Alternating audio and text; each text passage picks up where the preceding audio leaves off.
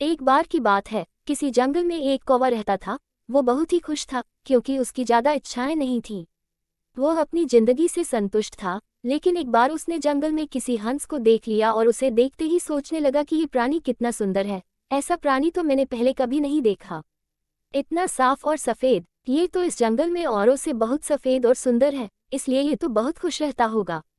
कौवा हंस के पास गया और पूछा, भाई तुम इतने सुंदर हो, इसलिए तुम बहुत खुश होगे। इस पर हंस ने जवाब दिया, हाँ मैं पहले बहुत खुश रहता था, जब तक मैंने तोते को नहीं देखा था। उसे देखने के बाद से लगता है कि तोता धरती का सबसे सुंदर प्राणी है।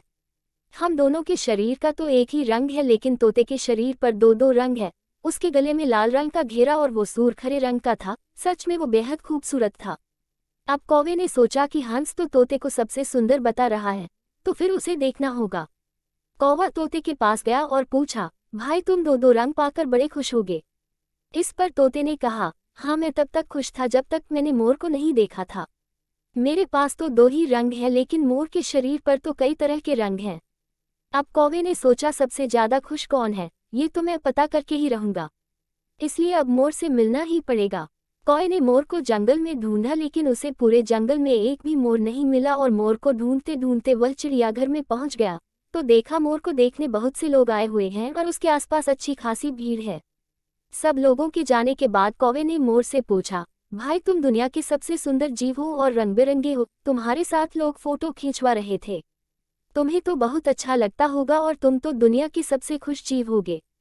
इस पर मोर ने दुखी होते हुए कहा, भाई अगर सुंदर हूं तो भी क्या फर्क पड़ता है। मुझे लोग इस चिड़ियाघर में कैद करके रखते हैं, लेकिन तुम्हें तो कोई चिड़ियाघर में कैद करके नहीं रखता और तुम जहां चाहो अपनी मर्जी से घूम फिर सकते हो। इसलिए दुनिया के सबसे संतुष्ट और खुश जीव तो तुम्हें होना चाहिए, क्योंकि तुम आज़ाद रहते हो। कौवा हैरान रह गया, क्योंकि उसके जीवन की अहमियत कोई दूसरा बता गया। दोस्तों, ऐसा ही हम लोग भी करते हैं। हम अपनी खुशियों और गुणों की तुलना दूसरों से करते हैं, ऐसे लोगों से जिनका रहन सहन का माहौल हमसे बिल्कुल अलग होता है। हमारी जिंदगी में बहुत सारी ऐसी चीजें होती हैं जो केवल हमारे पास हैं, लेकिन हम उसकी अहमियत समझकर खुश नहीं होते। लेकिन दूसरों की छोटी खुशी भी हमें बड़ी लगती है, जबकि हम अपनी बड़ी खुशियों को इग्नोर कर देते हैं।